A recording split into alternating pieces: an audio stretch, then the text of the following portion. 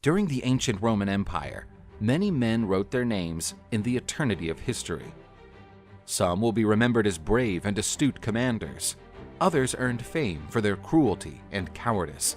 But one name still echoes century after century: Gaius Julius Caesar. Julius Caesar was born on July 13th, 100 BC. As a child, Caesar already proved himself as an adventurer, as he was an active and good-spirited boy. But at just 16, his life changed abruptly. His father passed away, and Julius suddenly became the head of his family. Julius was the nephew of Gaius Marius, a great general and politician. He became famous for his military victories and for reorganizing the model of the Roman legions. Marius was known for his magnetic personality. Also, he was immensely respected by the soldiers who fought alongside him. That influenced the character of the young Julius Caesar, who saw in his uncle a model to be followed. But during Julius's adolescence, his uncle waged a civil war against ambitious Lucius Cornelius Sulla. They fought for the control of the city of Rome. In the midst of this civil war, Julius Caesar married the daughter of his uncle's political ally. His beloved's name was Cornelia Cinna. Together, they had a daughter named Julia. Marius lost his life during a battle, and Cornelius Sulla assumed the position of dictator, something that placed him above the Roman laws, with almost absolute power in the city. Although Julius Caesar had no direct involvement in the conflict, he felt threatened by the new dictator and his uncle's executioner. Seeing no other alternative, and in an attempt to get away from Rome as quickly as possible, Julius enlisted in the army, where he fought in distant Turkey. Julius served in the army with great prominence, even receiving the civic crown as a reward for his heroic acts. He was promptly recognized by his superiors and veteran soldiers, showing a promising future as a military commander. But in 78 BC, Julius received the news that his rival had died. Cornelius Sulla had died suddenly. For Julius Caesar, that meant a chance to come home. After fulfilling his contract in the army, Julius returned to his home. However, to his misfortune, his inheritance had been confiscated by Sulla's abusive government. To survive, Caesar used his powerful voice and his oratory skills to become a successful lawyer. And by working hard, Julius Caesar was able to rebuild his family's social status. When Julius was about 25, he traveled across the Aegean Sea. The vessel was attacked by pirates, and the largest of the crew was killed. The few survivors were captured to be sold as slaves, and for those born into wealthy families, a high ransom was demanded. Further away from home, and in a desperate situation, the future seemed uncertain and bleak for Julius Caesar.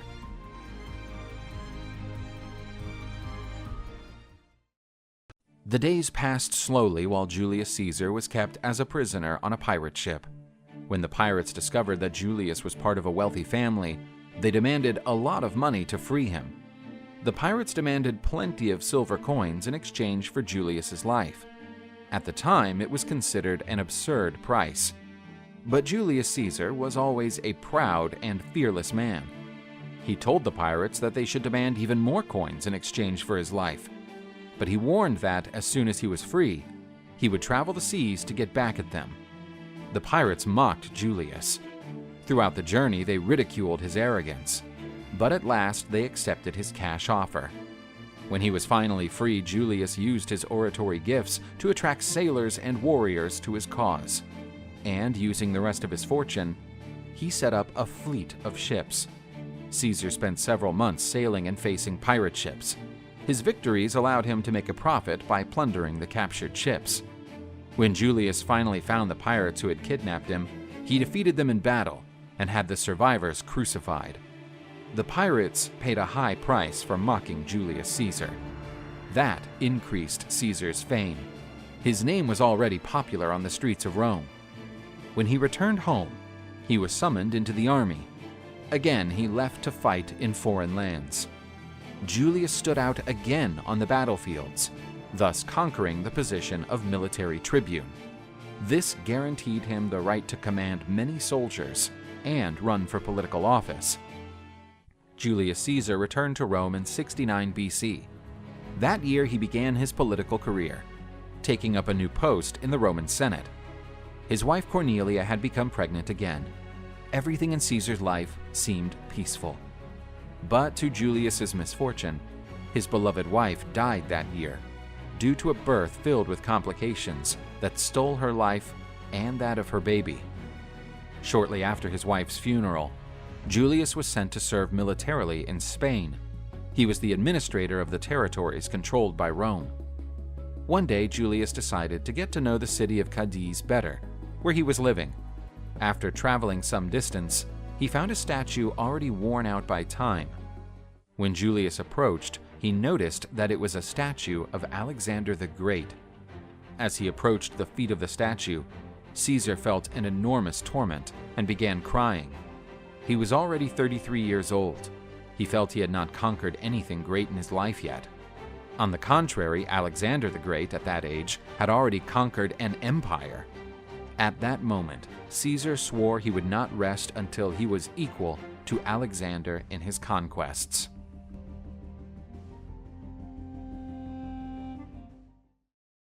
Julius Caesar fulfilled his role in Spain. He gained fame as a good governor and subdued 2 local tribes who had revolted against the Roman occupation. But Caesar was not happy to spend so much time away from Rome. After completing his service in Spain, he returned to his hometown. Upon his return to Rome, Julius focused his efforts on achieving new political positions. Julius wanted to be Pontifex Maximus, the highest priest of the Roman religion. But he was running against 2 other reputable senators. To support the campaign, Caesar spent most of his personal fortune. Julius Caesar knew he could not fail to win this new position. If he failed, his political career would be over, and he would be broke for the rest of his life. To get around this problem, Julius allied himself with Marcus Licinius Crassus, known for being the richest man in Rome. Crassus paid off half of Julius Caesar's debt and secured the remainder, proving to be a valuable ally. Julius was able to win the election and take on the position he had hoped for, but he needed to pay off a huge debt to Marcus Crassus. That alliance was not ignored by other powerful men. General Pompey had importance in the Roman Senate. He was respected and even feared by other senators. Pompey did not like Julius Caesar's growing ambition. He started watching that man, who seemed to stand out from the crowd. The years have passed. In 60 BC, Caesar was elected consul, the highest office in the Roman Republic. As a consul, Julius Caesar obtained great authority in the city of Rome, to the point where he could even be immune from the laws of the city and be acquitted of any criminal charge. Caesar won the election again, and as consul, he proved to be a dangerously ambitious man. That year, Julius married Calpurnia, who would be his wife for the rest of his life. General Pompey publicly showed his aversion to Julius Caesar, and also his discontent with Marcus Crassus. To solve this issue, Julius met with Pompey and Crassus to form a new political and military alliance. This alliance became known as the First Triumvirate, in which the 3 most powerful men of Rome would work together to rule Rome. Pompey increased the number of soldiers on the streets of the city, providing more security to the population. Crassus bought a large naval fleet and wanted to establish trade routes in distant lands, such as Syria and Egypt, increasing his personal wealth and bringing new products to the demanding Roman markets. And Caesar took the military command to conquer new lands for Rome. Julius Caesar's fortune seemed promising again. He would not waste the opportunity to immortalize his name in history.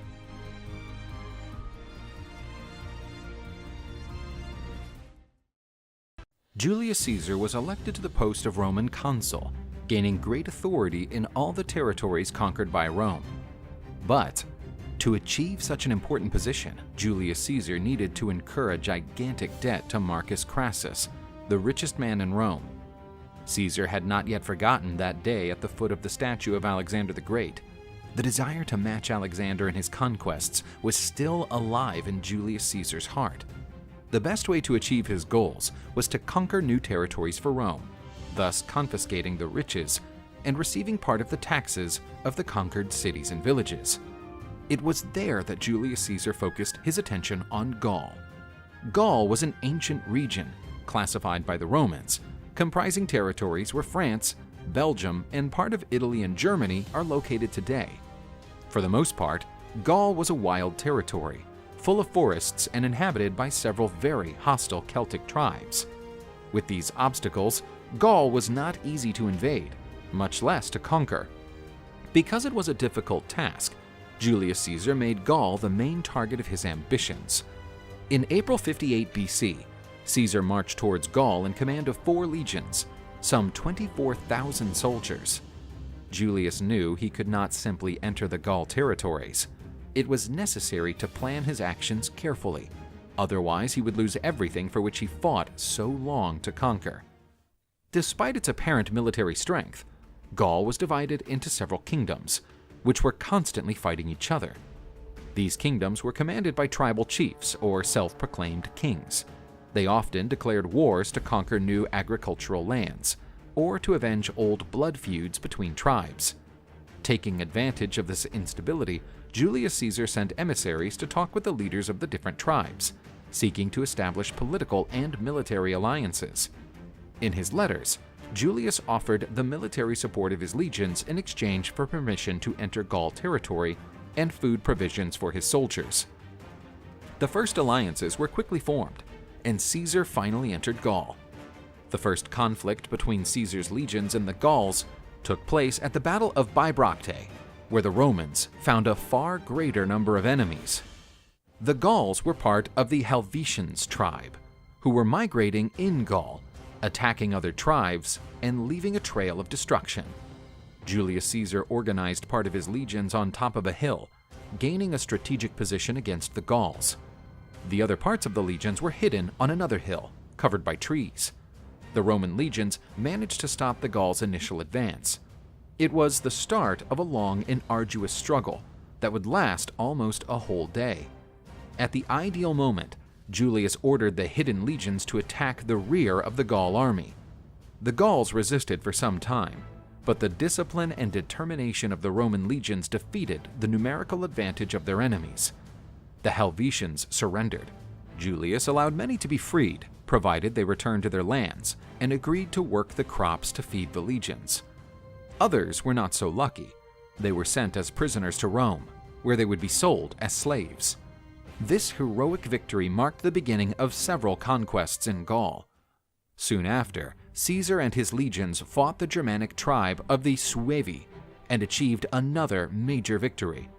In the years that followed, Julius Caesar continued to advance in Gaul territory, establishing new alliances, subduing tribes, or, when necessary, destroying cities and settlements. Obviously, the Gauls did not peacefully accept the Roman occupation. At times, some tribes rebelled, which provoked new battles. After suffocating a rebellion by the Belgian tribe in 55 BC, Gaul had been almost completely conquered by Julius Caesar. Caesar had accumulated enough wealth to pay his debt to Crassus, and after that, he would have enough to live in peace. His term as consul was also nearing its end. After that, he would have to return to Rome. But that year, one of his legions in northern Gaul sighted a strange island on the horizon. That island was Britain. Caesar had already read about the existence of that island in ancient Greek manuscripts. Upon learning of its location, he again felt the ambition and desire to reach where no other Roman had been. To cross the sea and reach Great Britain, Julius Caesar needed 2 things: boats to transport the soldiers, and time. Caesar ordered the construction of some boats, whose completion would take many months. Impatient with the slow progress in the construction of the boats, Caesar decided to take a risk. Only part of his legions would cross the sea to build a fortified camp. But he did not anticipate the disaster that eventually occurred, for that region is often affected by storms. During the crossing, a strong storm pushed the Roman ships against the cliff rocks. The few survivors who reached the beach were surprised by the Breton war chariots and retreated to their boats. This defeat did not affect Julius Caesar's resolve, but it took him a long time to get the necessary votes. In 54 BC, Julius Caesar finally arrived in Great Britain, where he initially set up a fortified camp near the beach.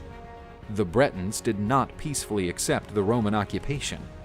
Caesar spent over a year in Britain, warring and subduing the numerous tribes of that territory. This new conquest further enhanced Julius Caesar's reputation. The people in the city of Rome extolled his accomplishments, which concerned even more some members of the Roman Senate. During the time Julius Caesar spent in Brittany, new problems began to arise in Gaul. Tribal leaders asked their warriors to gather and expel the Romans from Gaul. Caesar knew this threat was serious. If Gaul united under a single flag, it would be virtually impossible to recover the conquered territories. One of those insurgent leaders was the famous Vercingetorix, prince of the Arvinus tribe. Vercingetorix was able to bring together many tribal chiefs and warriors under his command to attack the Roman garrisons in Gaul. When Caesar returned to Gaul, Vercingetorix was forced to retreat to avoid a direct confrontation with the Roman legions. In his escape through Gaul territory, Vercingetorix's troops destroyed everything in their path, burning villages and plantations to leave no food for the Romans. The strategy was working. The situation of Caesar's legions was not positive. Soldiers began to succumb due to hunger and effort caused by the long march. Julius Caesar again used his persuasion and began to intimidate and bribe the tribal chiefs who were not yet allies of Vercingetorix. Caesar managed to confiscate precious provisions to feed his soldiers and continue the pursuit of Vercingetorix. Some battles were fought along the way, and Julius Caesar proved his worth again by getting off his horse and joining his soldiers in the vanguard of the most chaotic battles. The legionaries felt an enormous pride and admiration for the general. Many fought to the end to defend Caesar's life and dreams. Finally, Vercingetorix was forced to retreat to the city of Alesia, built on top of a hill and a good place of defense against the Roman legions. The siege of Alesia was one of the most famous in history. Julius Caesar and Vercingetorix needed to make the most of their skills as commanders. Caesar surrounded the city of Alesia. He knew that if he tried to force his way into the city, it would cost the lives of many of his legionnaires. The other alternative was to force those inside the city to starve and thirst, forcing them to surrender. But Caesar did not have much time. He was aware of the approach of a Gaul army, whose mission was to rescue the inhabitants of Alesia. If this Gaul army arrived in time, Julius Caesar and his legions were surrounded by two enemy forces and would have no chance of victory. The solution was to build two wooden walls around the city. One would keep the inhabitants of the city trapped inside. The other would be able to contain the approaching army. The strategy was successful. When the Gaul army arrived, the Roman legions showed their worth again, defeating a far greater number of enemies. After witnessing this great victory, Vercingetorix surrendered to Julius Caesar. On a historic day, Vercingetorix proudly put on his armor and rode alone to the Roman camp. He stood face to face with Julius Caesar, and without saying a word, threw down his arms in a sign of Gaul's surrender. With the conquest of Gaul, Caesar achieved everything he had always desired. His name was admired and feared among the Romans. His wealth was vast. He felt ready to return triumphantly to the city of Rome.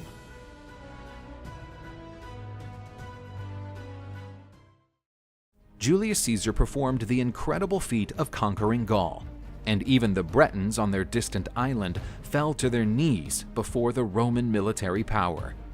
Many years had passed since Caesar left his beloved Rome, and he longed to return to his birthplace. However, many things changed during his absence. One of his most important allies, the consul Marcus Crassus, had his legions defeated during the dismal Battle of Carrhae, where the Romans encountered the powerful army of the Parthian Empire.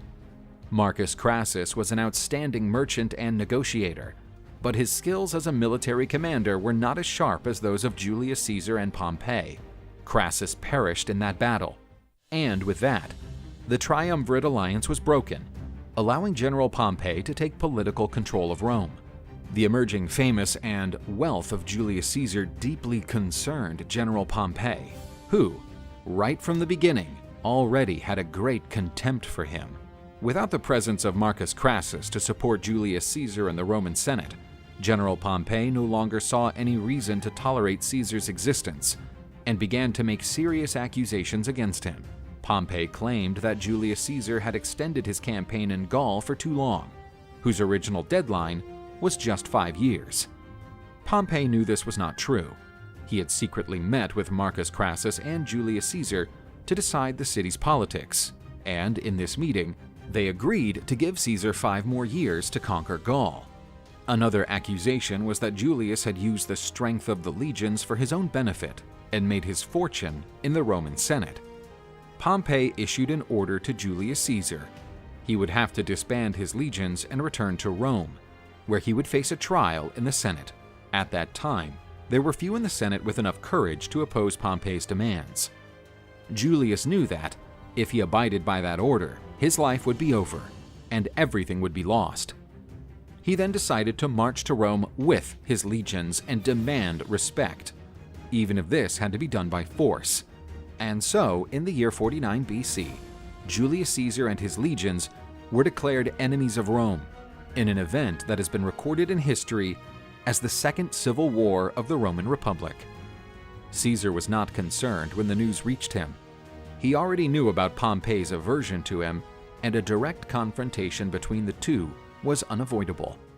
Julius Caesar found himself facing the sad reality that, in order to return home, he would have to attack his own city. Pompey was an experienced general and knew that Rome could not hold out long against the veteran legions of Gaul. He needed to amass more soldiers to defend the city, and to achieve this, he called in the legions that were serving in Greece and in the nearby territories.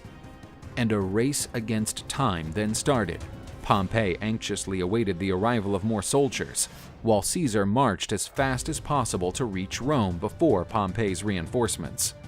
To make Caesar's situation worse, he had the Rubicon River in his path. The Roman generals were expressly forbidden to cross the Rubicon with their legions on their way to Rome.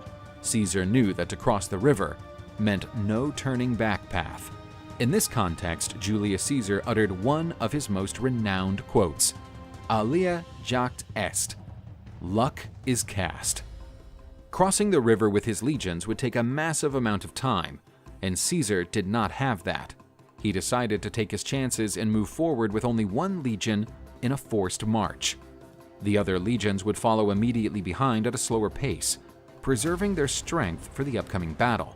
Both captains experienced anguishing days, but Caesar's legions again proved their worth and arrived in Italy with remarkable speed. Seeing no other alternative, Pompey gathered his personal guard and, together with some senators and allies, left the city of Rome shortly before Caesar's arrival. Pompey headed for the Roman city of Brundisium, from where he embarked for Greece, with the plan to meet with the local legions to set a counterattack against Julius Caesar. When Julius Caesar finally entered the city gates, the streets were basically deserted. The Roman citizens were unsure of Caesar's intentions. Perhaps he would return as a hero, or, in alternative, as an enemy, seeking revenge for having been exiled from his city. But they had nothing to fear. Caesar did not allow his legionnaires to attack the population nor to plunder the city. When the weather in the city got milder, Caesar made a public speech, reassuring the population. He appointed one of his most trusted men to take charge of the city. The chosen one was Mark Antony, who had served with Julius in Gaul and proved himself as an excellent military commander. Caesar still had to wait some months to carry on with his persecution against Pompey. New boats had to be built to carry the legions across the sea. While the boats were being built, Caesar restored order to the city of Rome by passing new laws, electing new senators, and taking care of the city's financial affairs. Still waiting for the boats to be finished, Caesar went to Spain. There, he defeated Pompey's supporters, ensuring that Rome would not be attacked while he was heading for Greece. In 48 BC, Julius Caesar and Pompey finally fought their first conflict in the Battle of Dyrrhachium, which took place in a region in northwestern Greece.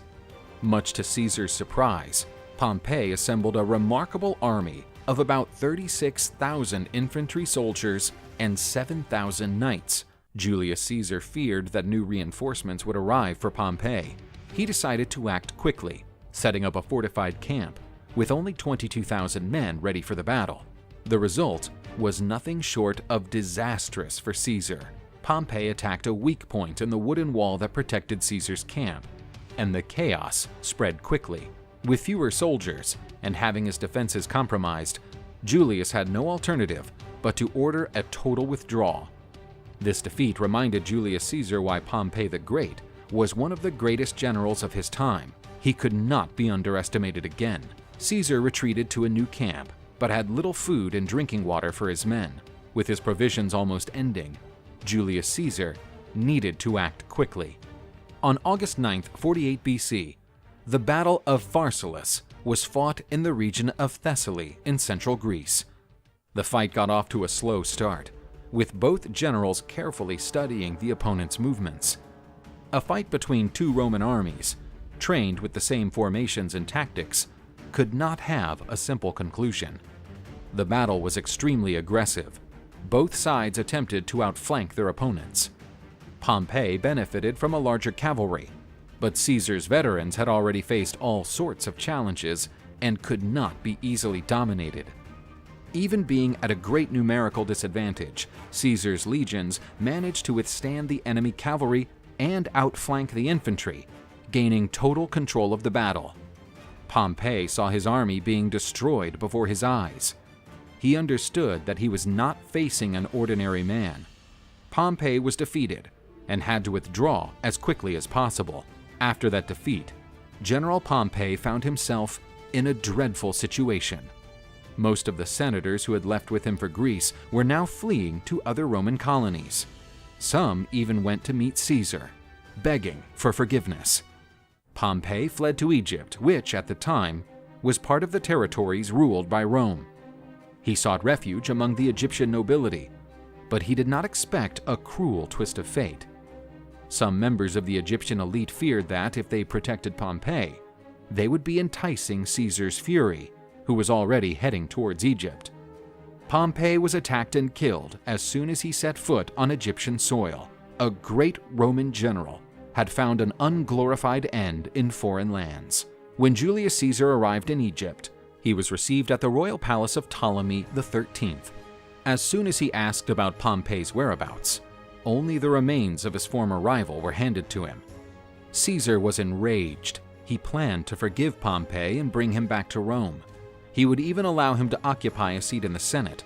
The disrespect was even greater when considering that Pompey was a Roman consul and had been murdered cowardly by foreigners. It was too late for Pompey. Julius Caesar, now in Egypt, found himself a conspiracy target in the land of the pharaohs.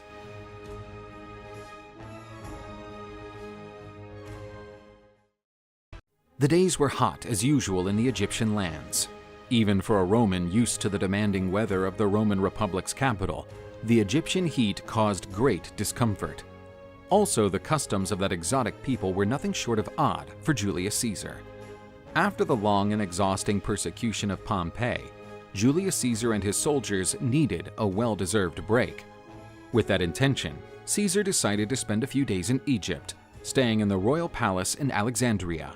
In Rome, Caesar was elected to the position of dictator, the most powerful role in the Roman Republic.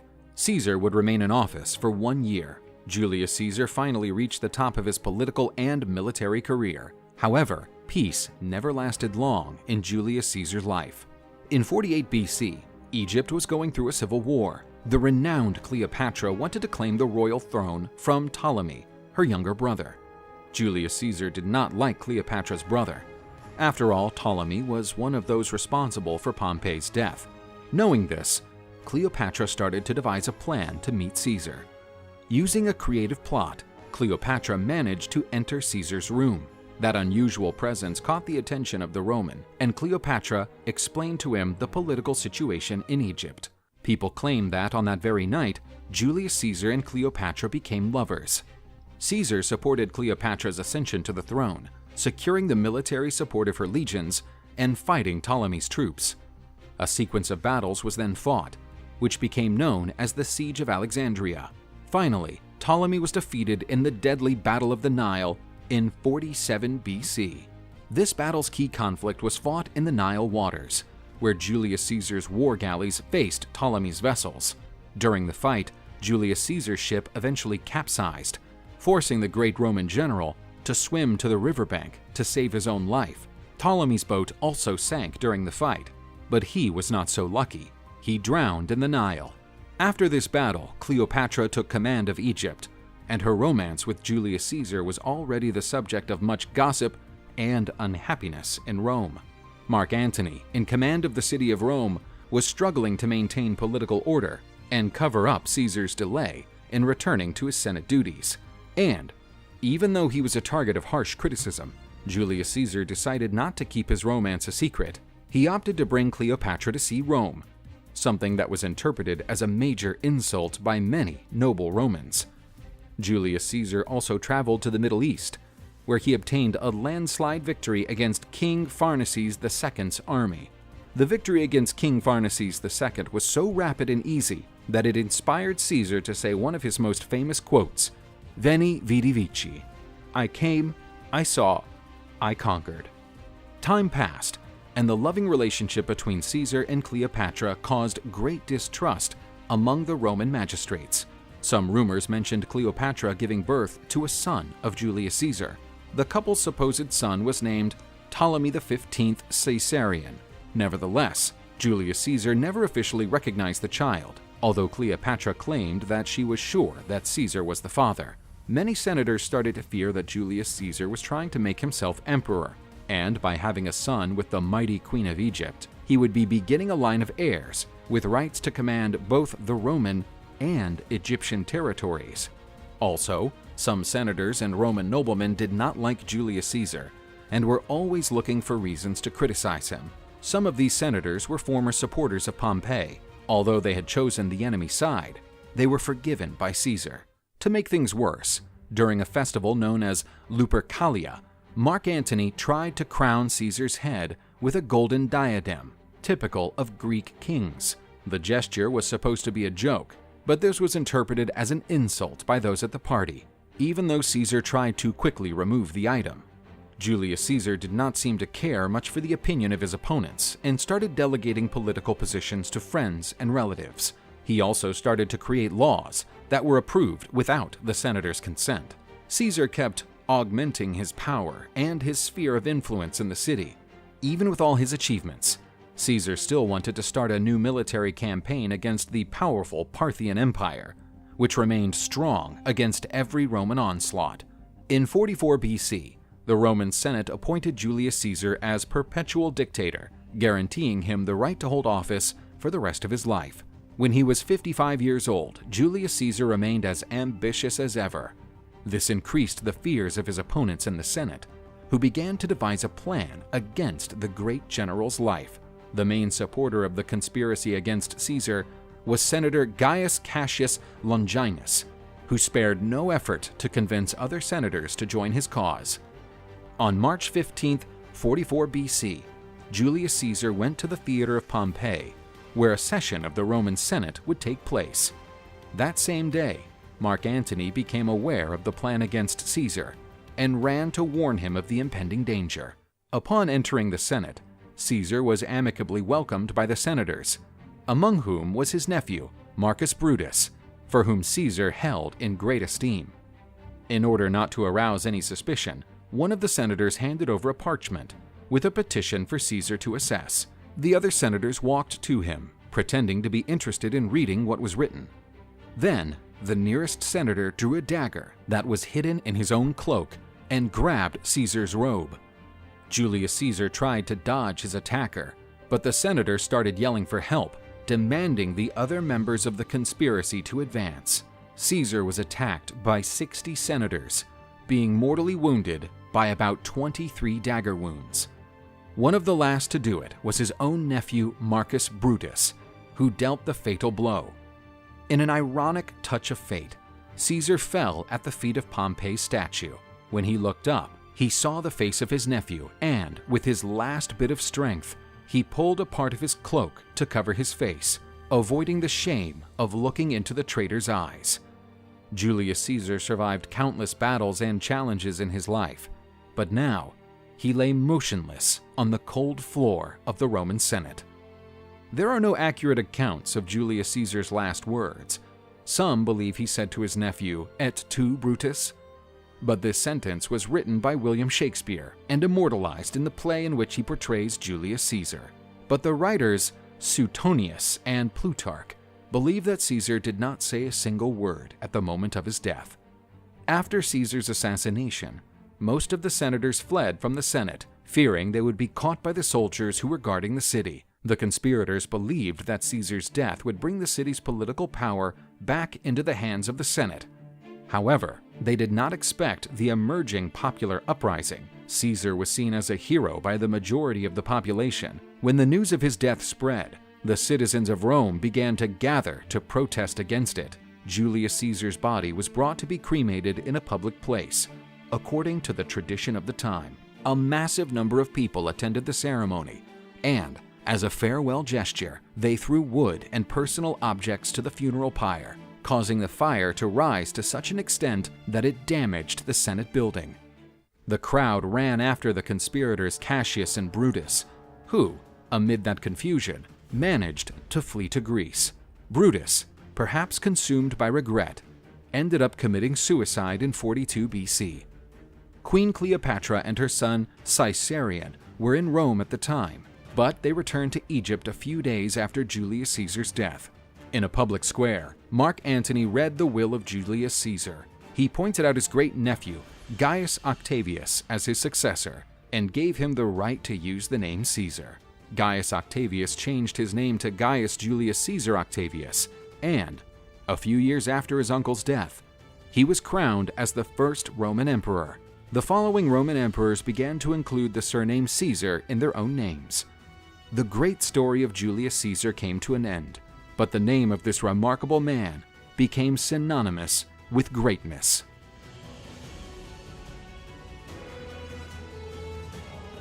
In history, many people were born with noble titles and the right to command subjects and armies, but few have achieved true greatness, becoming legends whose names are perpetuated over the centuries. Napoleon Bonaparte was one of the most powerful men in the world. He had a complex personality and extraordinary willpower. He wanted to conquer a rich empire and make France the most important country in the world. Despite being an extremely important figure in French history, Napoleon's family was of Italian origin. His father's name was Carlo Maria Bonaparte, a descendant of a noble lineage that lived in the Tuscany region of Italy. His mother was Maria Letizia Ramolino, an austere and courageous woman who married only at the age of 14. She had a large offspring of 12 children, playing an influential role in Napoleon's upbringing and education. Christened as Napoleone di Bonaparte, he was born on August 15, 1769, in the city of Ajaccio, Corsica, an island that belonged to Italian rule but was annexed by France in 1768. At the age of 9, his family sent him to the French mainland, where Napoleon began his studies in a religious school. Shortly thereafter, he was transferred on a scholarship to a military academy in Brion-le-Château. For much of his youth, Napoleon was mocked by his peers because of his birthplace, short stature, manners, and his French with the typical Corsican accent. But Napoleon's short stature is a legend. This fame was created by English propagandists who intended to demoralize Napoleon's image on his rise to power. Although as a young man he was considered short for his age, as an adult, Napoleon was about 1.69 meters tall, a height considered normal by the standards of the time. Napoleon completed his studies at the famous Parisian École Militaire, becoming an artillery officer and the first Corsican student to achieve this feat. With the French Revolution in 1789, tensions between France and Corsica increased considerably, and Napoleon quickly returned to his hometown. By the age of 23, Napoleon participated in military uprisings, showing himself to be a fervent Corsican nationalist and defending his homeland's ideals of independence. His main mentor was the patriot Pasquale Paoli. The relationship between Napoleon and Paoli was troubled, as the latter considered Napoleon's late father a traitor after abandoning the cause of Corsican independence. The political differences between the two were growing, with Napoleon getting closer and closer to French revolutionary ideals. As a result of this estrangement, Napoleon was hampered during a French attack, which succeeded in invading Sardinia in 1792. He received confusing orders during the battle, being forced to retreat and abandoning his precious cannons on the battlefield. The orders originated from an officer chosen by Paoli. Napoleon's family became the target of political persecution in Corsica, which resulted in an attack on the Bonaparte home, destroyed by arsonists. Napoleon and his relatives fled Corsica for mainland France, where they settled in Toulon. This episode deeply hurt Napoleon, who began to harbor a grudge against Corsica and its inhabitants. This also caused him to definitely change his baptismal name at the age of 27, altering Napoleone di Bonaparte to the French version of the name, the famous Napoleon Bonaparte. Around 1792, France was in a very delicate situation. Several European powers such as the United Kingdom, Austria, Prussia, and Italy were at war with France. Meanwhile, the French Revolution was destabilizing the entire monarchical structure that governed the country. As the French Revolution took on new political overtones, civil war spread across France, with various political factions. In this chaos, Napoleon took part in a military action alongside the government, taking on some rebel towns in the French South. In 1793, Napoleon published a pro-republican pamphlet defending the ideas of the revolution. The strong words written by Napoleon eventually caught the attention of Maximilien Robespierre, the main leader of the Jacobin Party. Robespierre is famous for having been one of the most iconic and controversial rulers in history. His ideals of equality, liberty, and fraternity were in stark contrast to the rule of terror that he implemented in France. His radicalism fueled anti-democratic actions, persecutions, and assassinations of opponents. The rapprochement to Robespierre was quite beneficial to Napoleon, who became part of French politics, acquiring more and more influence in state affairs. During the siege of Toulon in 1793, Napoleon was appointed artillery commander of the Republican forces.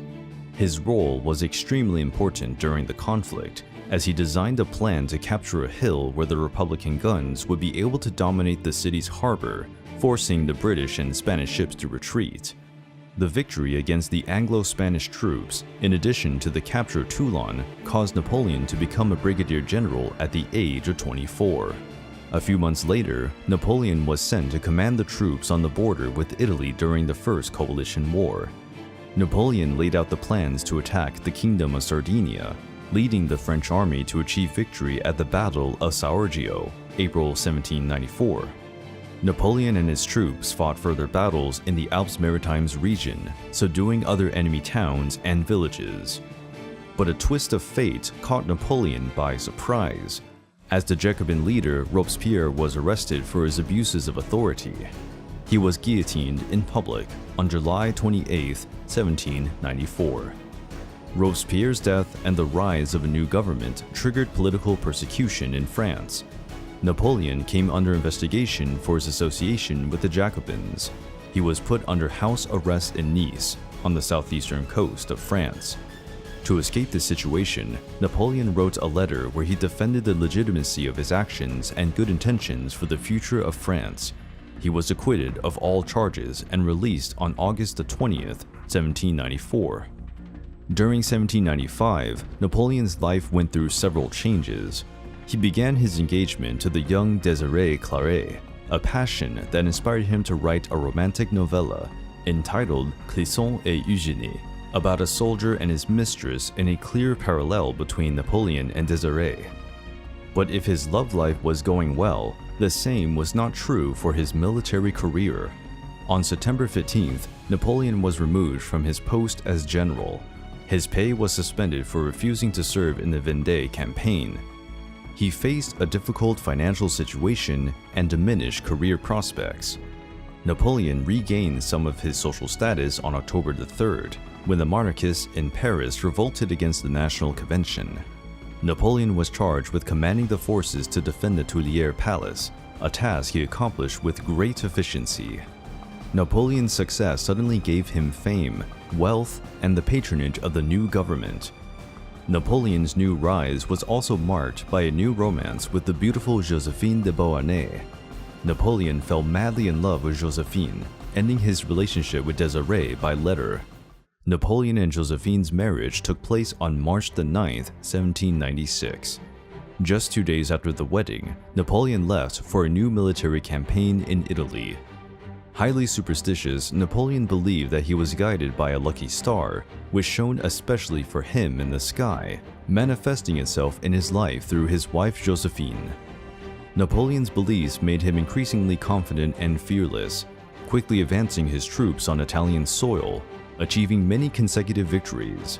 In just 2 weeks, the Kingdom of Sardinia was subdued, and northern Italy came under French rule. There remained the Austrians in Napoleon's way, but even the numerous armies of the Holy Roman Empire did not stop the French. During this period, Napoleon began to become internationally famous. His name was exalted throughout France. The top military leaders of other countries feared his rapid rise, but not even Napoleon Bonaparte could have imagined how great his story would become. Napoleon Bonaparte's victories in his Italian campaigns greatly increased the prestige of the young French general. He collected many works of art of Italian origin as he ransacked several noble family homes. During his stay in Italy, Napoleon came to admire Italian sculptures and architecture. He sent statues, tapestries, and paintings to France, evidence of his military achievements. Some pieces were confiscated by Napoleon himself, who even sent valuable clothes and jewelry to his beloved Josephine. The passionate Napoleon always thought of his Josephine. He constantly sent romantic letters, whose contents made even the noblest ladies of French court sigh. In an excerpt from one of his letters, Napoleon wrote to Josephine, "You, to whom nature has given spirit, sweetness, and beauty, are the only one who can move and rule my heart. You know very well the absolute empire you exercise over it." But, to Napoleon's mortification, Josephine rarely answered his letters, and, when she did, she was dry and almost always distant. To complicate matters further, Josephine was involved in an extramarital relationship with a young hussar lieutenant. Napoleon was still in Italy when he learned of his wife's infidelity. He was so furious that he almost abandoned his military campaign to return to France. After this episode, Napoleon stops declaring his love for Josephine. Over the years, he had several mistresses. With Napoleon in command, the French won a decisive victory at the Battle of Rivoli in January 1797. The Austrians lost about 14,000 men, and because of the defeat, were driven out of Italian territory. That year, Napoleon and his troops went as far as Germany to attack the heart of the Austrian Empire. Napoleon's tactics were again superior in a succession of victories against the Austrian troops. After losing the Battle of Tarvis in March 1797, the Austrians realized that they couldn't hold Napoleon's advance. He was only 100 kilometers away from the city of Vienna. With no alternatives, the Austrians asked for a truce in a peace treaty. In some of his later conversations and interviews, Napoleon expressed his admiration for the great generals of the past, such as Hannibal Barca and Julius Caesar. Alexander the Great was his favorite, even adapting the Macedonian general's tactics to his artillery troops. One of Napoleon's favorite strategies was the classic pincer movement, engaging and surrounding enemy troops while moving his artillery pieces to support the infantry. In military campaigns that lasted just over a year, Napoleon became a national hero to the French people. He conquered most of northern Italy and the Netherlands, and sent countless riches to France. For example, the precious Horses of St. Mark, 4 Byzantine bronze statues depicting horses. But not all French people were satisfied with Napoleon's exploits. His rapid rise made him more and more influential in French politics. Some monarchists made several accusations against Napoleon, claiming that he abused his power by plundering Italy. They warned that he might become a dictator. In response to the charges, on September the 4th, Napoleon sent General Pierre Augereau to Paris to lead a coup d'etat and purge the monarchists. This event became known as the Coup of 18 Fructidor, which annulled many of the previous election results and removed the monarchists from political office.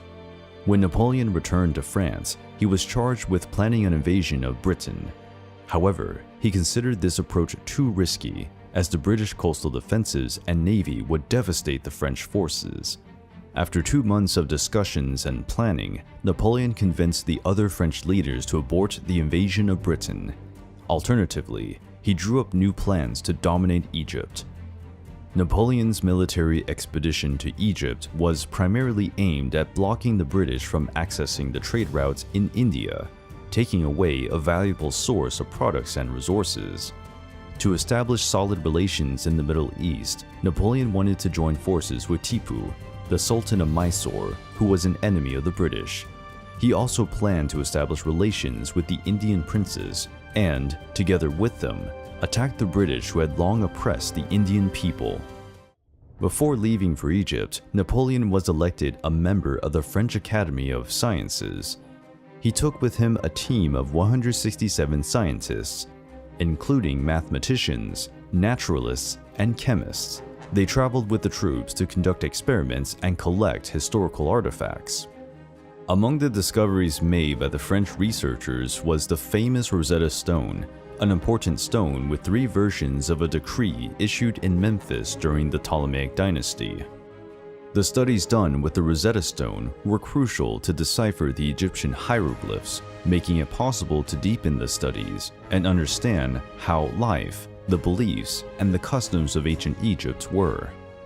On his way to Egypt, Napoleon arrived on the island of Malta on June 9, 1798. Malta was controlled by the Order of the Knights Hospitallers, an important organization that took part in several wars during the Middle Ages and had a great prestige in Europe. But that did not stop Napoleon from demanding the submission of the territory. After token resistance by Grandmaster Ferdinand von Hompesch, the knights surrendered, and Napoleon captured an important naval base, losing only 3 men. On July 1st, Napoleon landed in Alexandria. A few days later, the Battle of Shubra Khet took place on July 13th against the Ottoman army, composed of Mamluk cavalry, the ruling military caste of Egypt. Napoleon won this battle by establishing infantry squares, a tactic that blocked the advance of enemy cavalry. French soldiers were able to fire their muskets in different directions and support nearby units.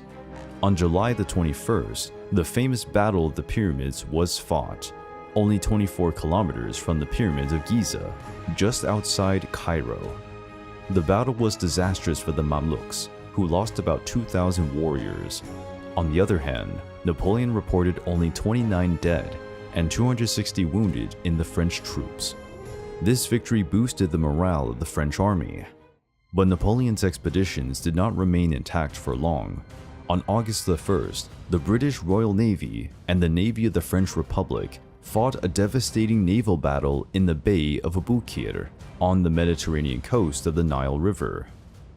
The Battle of the Nile was considered arguably the most decisive naval confrontation of the Great Age of Sail and the most splendid and glorious success of the British Navy. The British remember it in various representations, including many drawings, paintings, poems, and plays. Even after this defeat, Napoleon did not leave Egypt. In early 1799, he ordered an army to advance into the Ottoman province of Damascus in Syria. Napoleon led 13,000 French soldiers in the conquest of the coastal cities of Arish, Gaza, Jaffa, and Haifa. In these conquests, Napoleon's brutal personality emerged, especially during the attack on Jaffa. He ordered the execution of a garrison of 1,400 prisoners by bayonet or drowning in order to save bullets. After an unsuccessful attack on the fortress of Acre, Napoleon guided his troops back to Egypt. But as the days progressed, he became increasingly impatient and ruthless, as many soldiers in his army suffered from an epidemic of bubonic plague. Dissatisfied with the slow pace of the march, Napoleon ordered that soldiers affected by the plague be poisoned with opium. The death toll remains a mystery. As many as 580 lives were lost. While fighting in Egypt, Napoleon received word that France had suffered several defeats to a new coalition of European countries, led by Britain and the Holy Roman Empire. This new wave of battles became known as the War of the Second Coalition.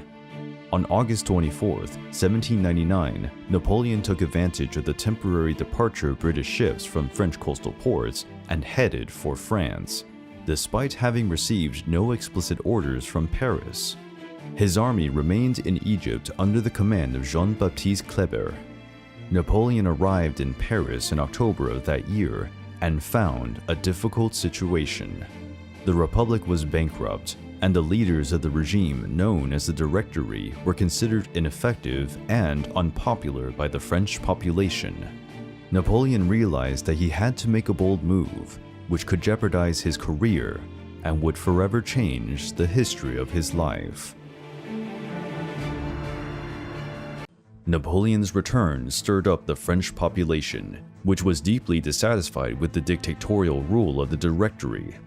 This name derived from the executive power exercised by 5 members known as directors. Even though he suffered some defeats in Egypt, Napoleon returned as a hero and was acclaimed by the people.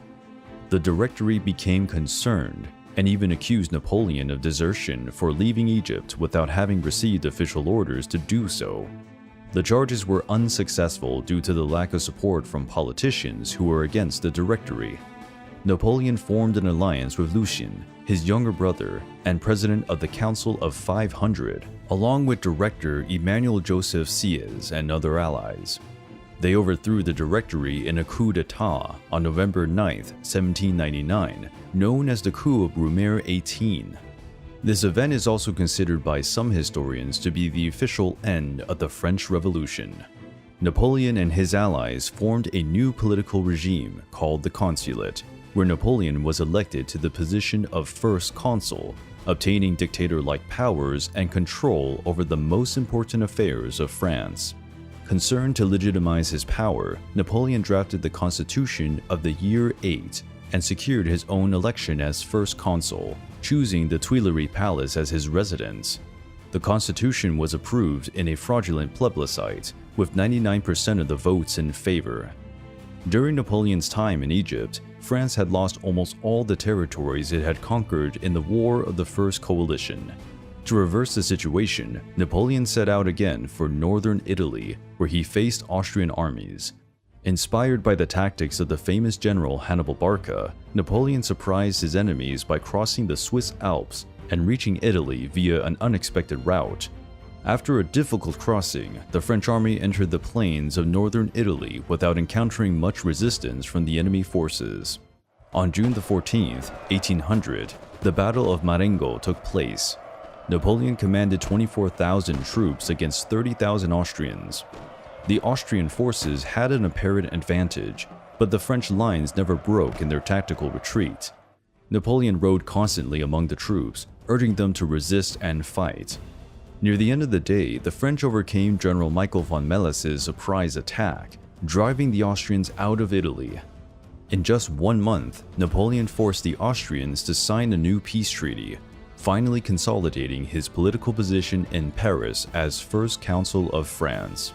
Napoleon's new position created a new wave of dangerous enemies, among them opponents belonging to the monarchist parties and Jacobin extremists who came to fear the man whose ambition seemed limitless. There are reports that Napoleon suffered several assassination attempts. The most famous occurred in Paris on the night of December 24, 1800. Napoleon was traveling toward the opera to see Joseph Haydn's oratorio when a carriage exploded on the street just as his carriage passed. Napoleon survived the bombing unharmed, although the explosion killed a dozen spectators. About 40 people were injured, and several buildings were damaged or destroyed. Police investigations found those responsible for making the bomb, who were executed on April 20th, 1801. After a decade of constant warfare, France and Britain signed the Treaty of Amiens in March 1802, ending the Revolutionary Wars. With Europe at peace and the economy recovering, Napoleon's popularity reached its highest levels, and he was recognized at home and abroad. In January 1804, the French police discovered a new assassination plot against Napoleon that had the involvement of the Bourbon family, the former rulers of France. In retaliation, Napoleon ordered the kidnapping of Louis-Antoine de Bourbon, the Duke of Enghien. The Duke was quickly executed after a secret military trial, which angered royal courts throughout Europe. It was one of the political factors that contributed to the outbreak of the Napoleonic Wars. Napoleon used this new assassination plot to justify the creation of an imperial regime based on the old Roman model. This would create a hereditary system for the Bonaparte family, who would have the right to rule France and the other conquered territories. Also, in 1804, Napoleon was elected Emperor of the French by a vote count of over 99%, with almost 3.6 million voters. This devotion of the French population to Napoleon is considered a rare event in human history. Napoleon's coronation, made official by Pope Pius VII, took place on December 2, 1804, at Notre Dame Cathedral in Paris. Napoleon entered the ceremony wearing the golden laurel wreath and kept it on his head throughout the proceedings, honoring the customs of the ancient Roman Empire. A second crown, a replica of Charlemagne's, was brought for the ceremony. This was symbolically raised above Napoleon's head, but placed on the head of his wife, Josephine, making her Empress of all France. The following year, Napoleon was also crowned King of Italy, with the Iron Cross of Lombardy in Milan Cathedral on May 26, 1805. Among his generals, he chose 18 imperial marshals to ensure the loyalty of the French army. But the peaceful period had come to an end in Europe. Britain broke the peace treaty and allied itself with the Holy Roman Empire, Russia, Sweden, and Austria, starting the War of the Third Coalition. Napoleon knew that the French fleet could not defeat the British Royal Navy in a direct battle, so he planned to lure it away from the English Channel. The plan fell apart after the British victory at the Battle of Cape Finisterre in July 1805, where the French Navy was again torn apart by British ships. Realizing that he would have problems if the Austrians received reinforcements from the Russian armies, Napoleon moved his army to southern Germany. The Battle of Ulm took place between October 16th and 19th, 1805. The Battle of Ulm is generally considered a strategic masterpiece. Napoleon organized his troops to flank and surround enemy positions, forcing the surrender of Austrian General Karl Marx and capturing a total of 60,000 troops. The French exemplary performance in land battles was not shared by the French naval squadron, which suffered a crushing defeat at the Battle of Trafalgar on October 21st against the British Royal Navy. That was the last time the Royal Navy was seriously challenged by a French fleet during the Napoleonic Wars. After the Ulm campaign, French forces captured Vienna in November.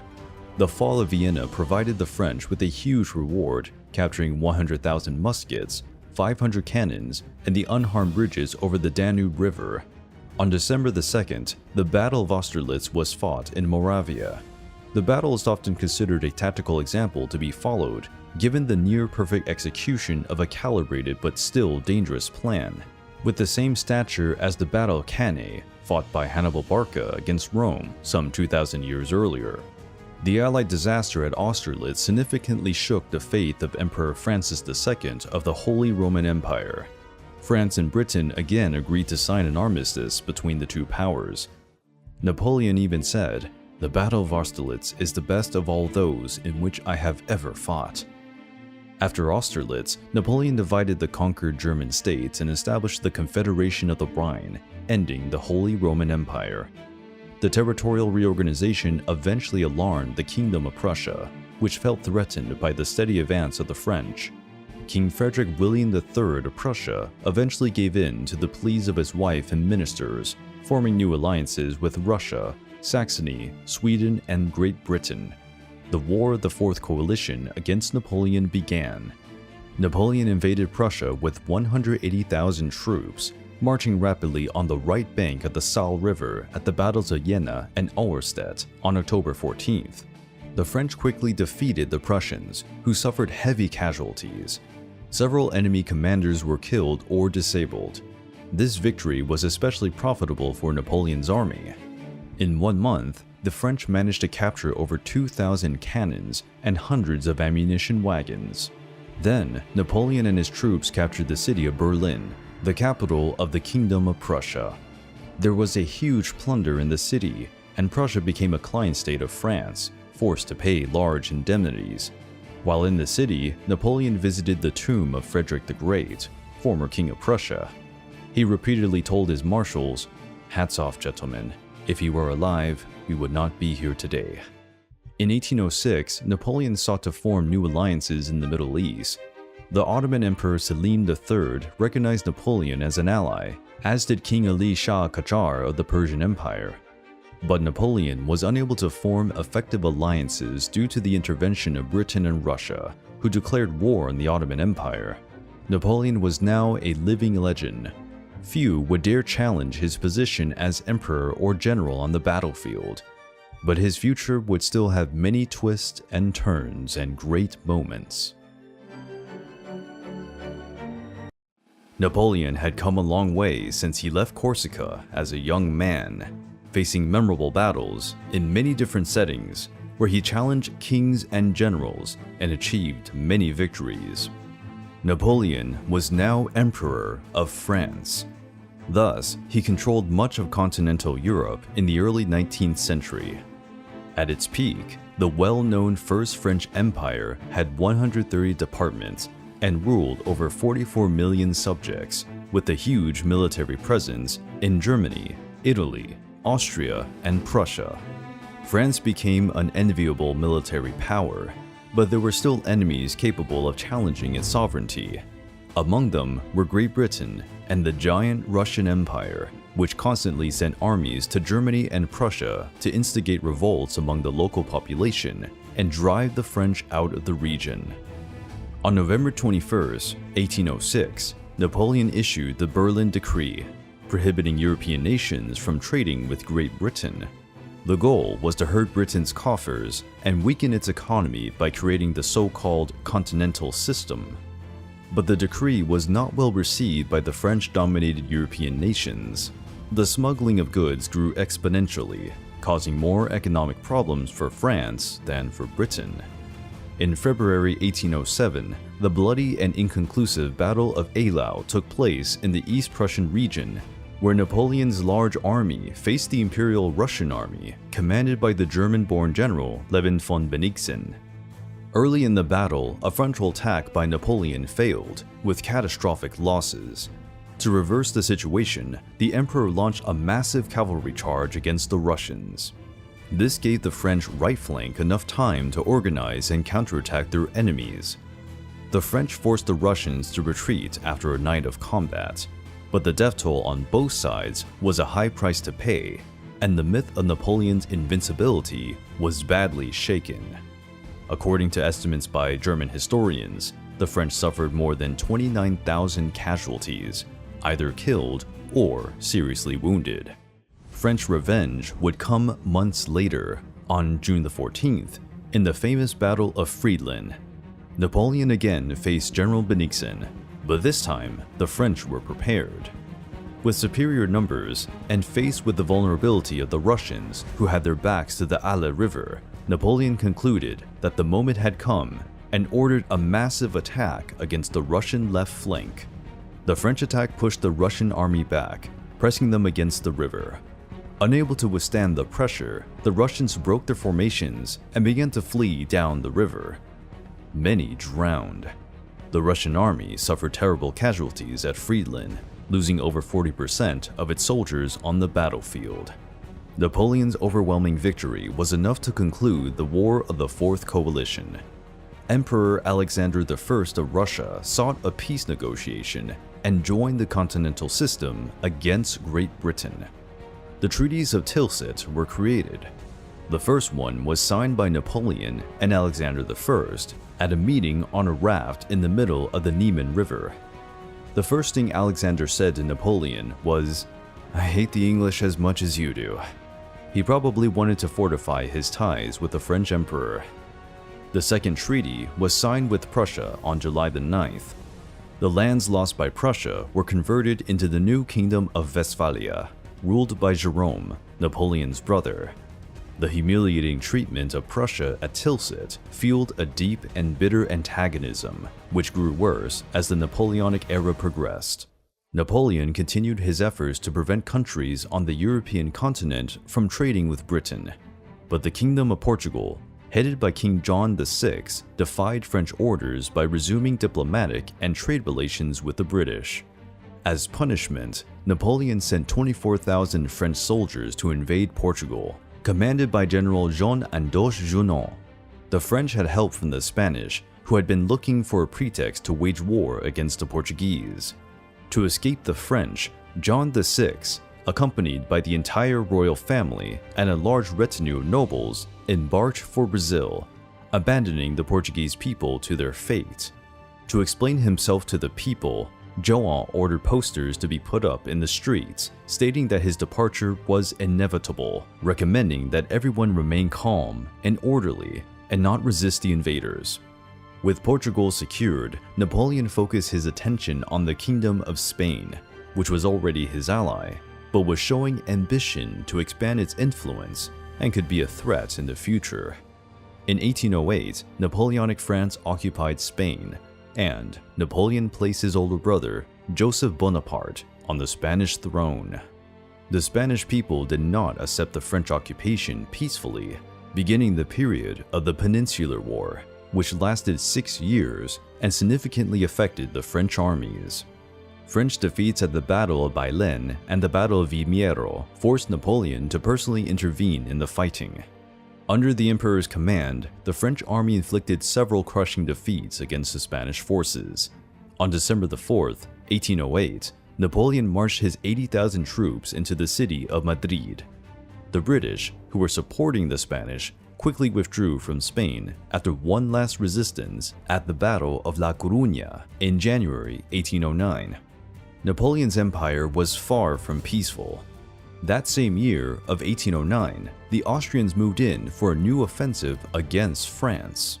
Early in the morning of April the 10th, the new Austrian army invaded Bavaria. The first Austrian attack surprised the French. Napoleon was still in Paris when he learned of the invasion. This was the beginning of the War of the Fifth Coalition. Napoleon came up with a plan to isolate the Austrians, winning a major victory at the Battle of Eckmühl. Then, the French marched into the city of Vienna, captured for the second time. Between May 21st and 22nd, the Battle of Aspern and Essling took place. It was quite violent, where the continuous Austrian artillery bombardment forced Napoleon to withdraw his forces.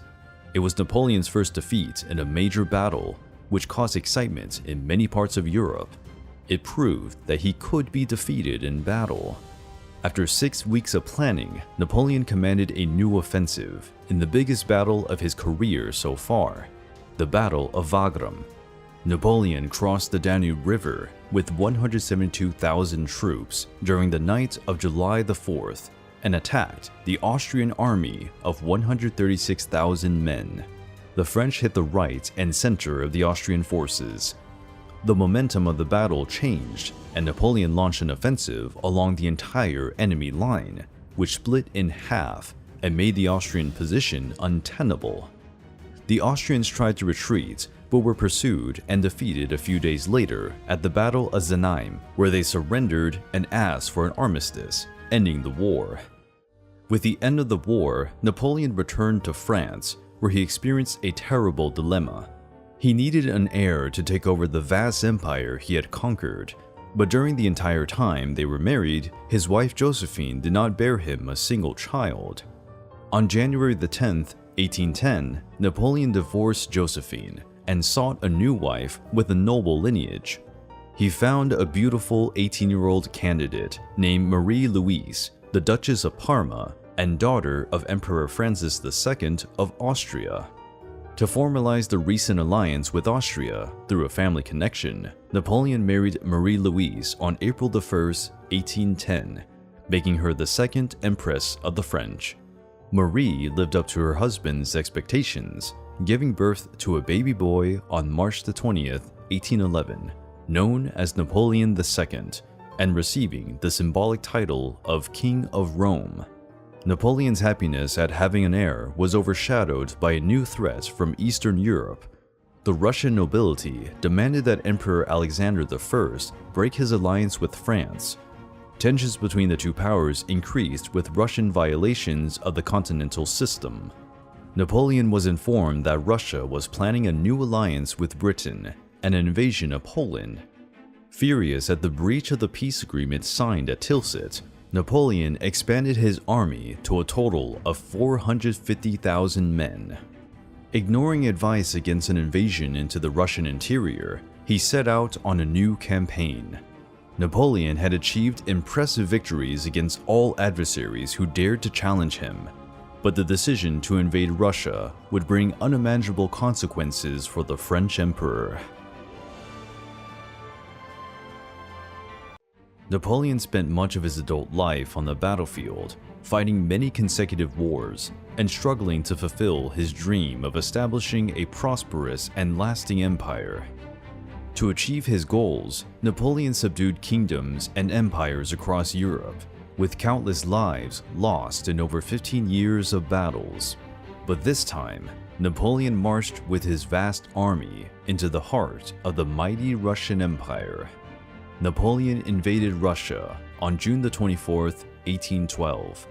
To his surprise, he did not find any large army ready to face him in an open field battle.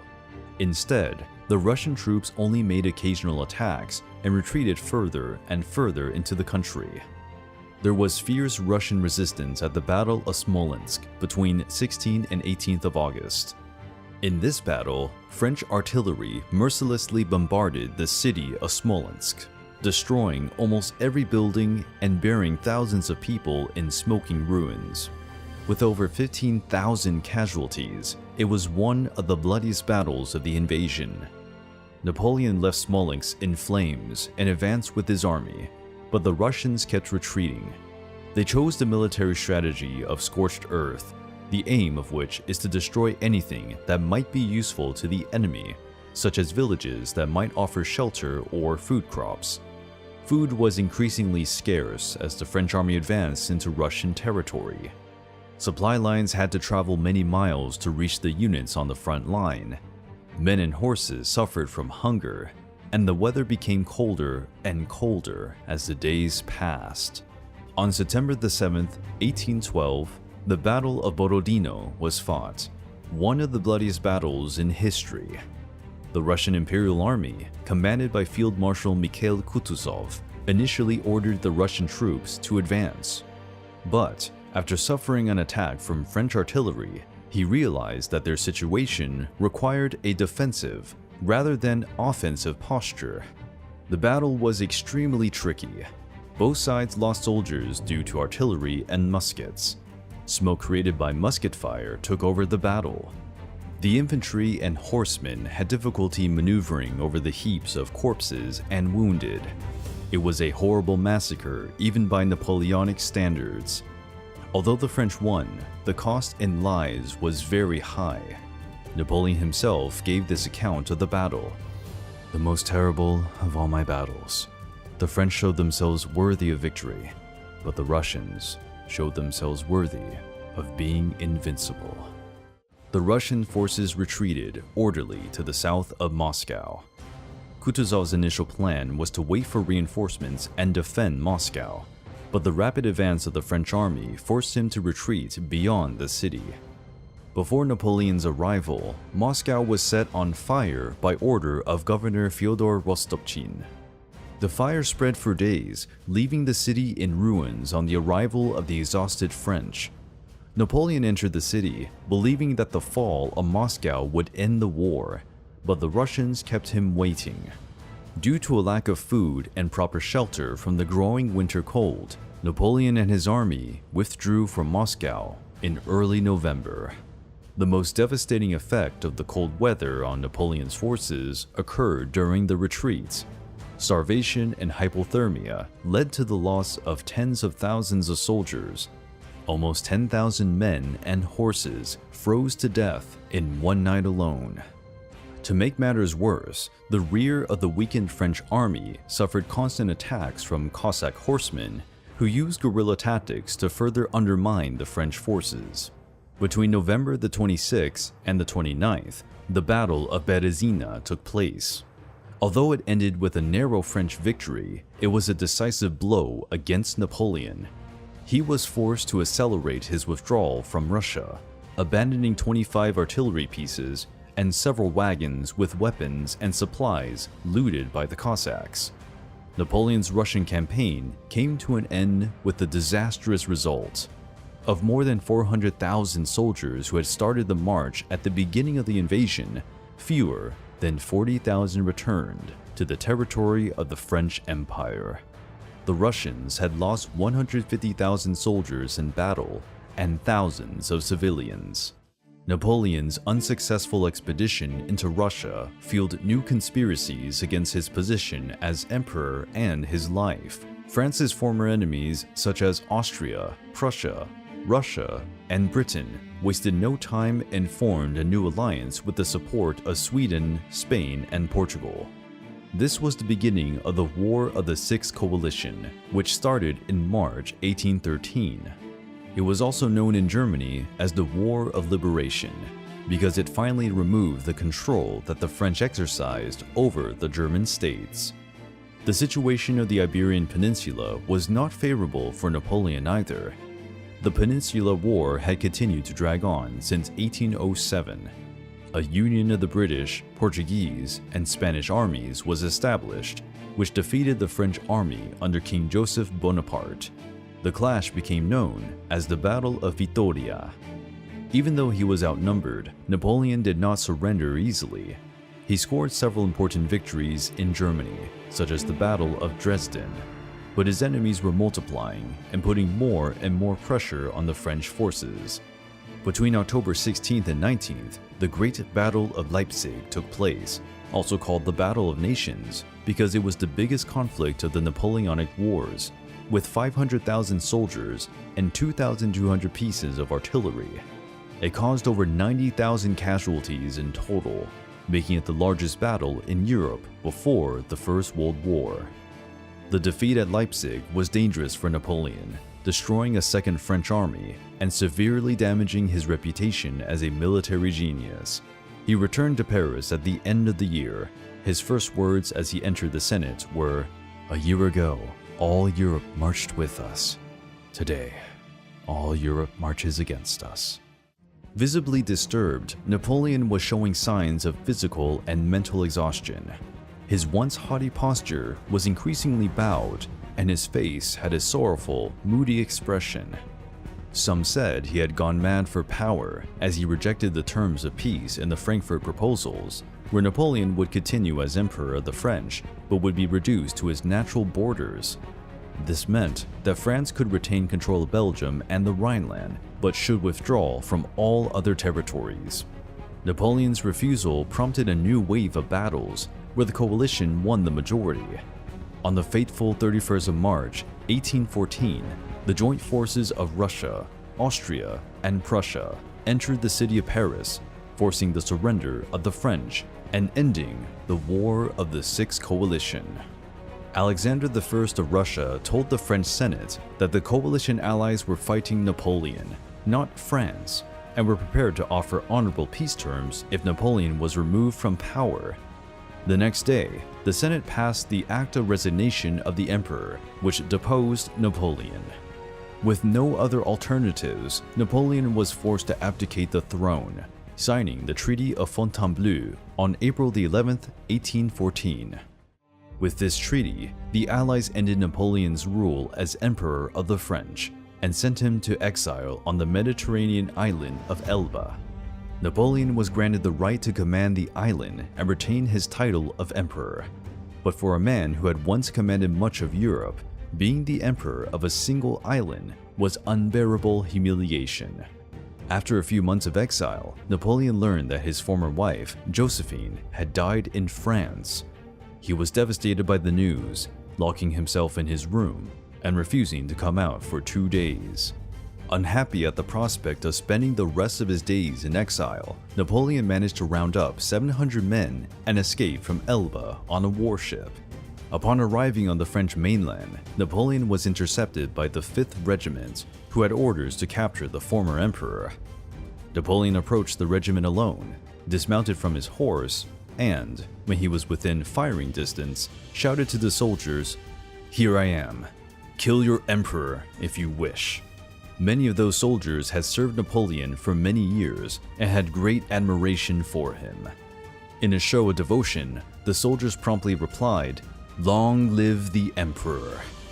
Napoleon arrived in Paris on March the 20th and ruled for a period known as the 100 Days Government. Britain, Russia, Austria, and Prussia promised to field 150,000 men to end his rule, which gave rise to the 100 Days War, also known as the War of the Seventh Coalition. By early June, Napoleon's armed forces had 200,000 men, and he decided to attack an open barrier between the approaching British and Prussian armies. The meeting of the armies took place on June the 18th, 1815, at the famous Battle of Waterloo. The coalition was led by the British under Arthur Wellesley, better known as the Duke of Wellington. The coalition allies resisted repeated French attacks during the day until Prussian troops arrived and attacked the French flank, inflicting heavy casualties. Napoleon still tried to launch a final offensive with battalions of the French Imperial Guard, but the Prussians attacked the French right flank. The British army repelled the Imperial Guard, definitively defeating the French. Waterloo was the last battle fought by Napoleon. On his return to Paris, he noticed that the legislature and the people had revolted against him. He again abdicated his post as emperor, now permanently, ending the First French Empire. The British exiled Napoleon to the island of St. Helena in the Atlantic Ocean. They also decided to take precautions and sent a small garrison of soldiers to prevent any escape. Napoleon had as his last residence an old mansion called Longwood House, whose situation was precarious, with damp and mold on the walls. Napoleon's health worsened over the years. Some believe this was part in due to the unsanitary conditions of his house. Around February 1821, Napoleon realized that his life was nearing its end and sought to reconcile with the Catholic Church. Napoleon died on May 5, 1821, at Longwood House at the age of 51. In a later autopsy, the cause of his death was stomach cancer, probably originating from a suicide attempt when Napoleon, upon learning that he would be exiled to Elba, ingested a poison pill that did not have enough potency to kill him. Napoleon was buried in a Russian red quartzite sarcophagus. The tomb is in a complex of buildings called Les Invalides in Paris, where museums and monuments can be found, all related to the military history of France. Napoleon was responsible for spreading the values of the French Revolution in other countries, in particular legal reforms such as the Napoleonic Code, with its emphasis on clearly written and accessible laws. It was an important step in replacing old feudal laws. The code is still in force today with some amendments. Today, Napoleon's life is debated by scholars and politicians in all countries. He is seen as an enlightened and determined man by some. Others consider him megalomaniacal and power-hungry. But for much of his life, he was the most powerful man in the world.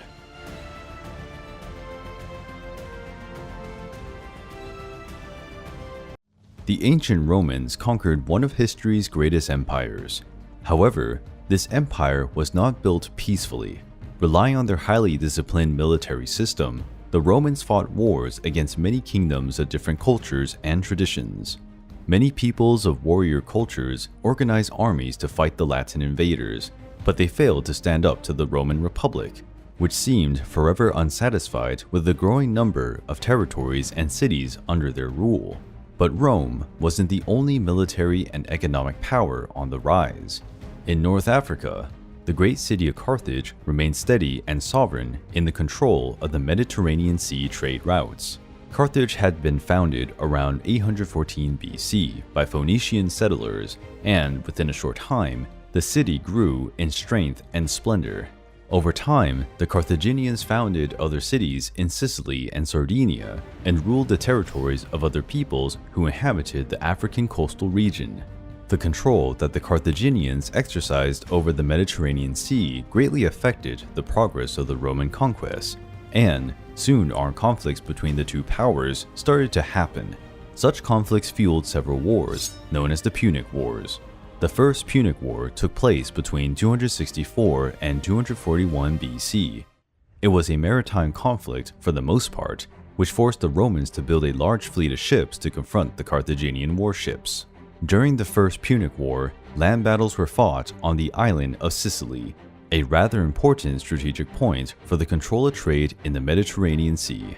The war ended with the Roman victory at the Battle of the Aegates Islands, fought between the Roman and the Carthaginian navy fleets. The Carthaginians were expelled from Sicily and other newly conquered territories. To ensure control of their borders, the Carthaginians were forced to sign a treaty recognizing Rome's right to lead the Mediterranean trade. The peace treaty between Rome and Carthage was tainted by a never-ending distrust between the two peoples. The Roman Senate always imposed new demands on taxes and territories, something that humiliated the proud Carthaginian people.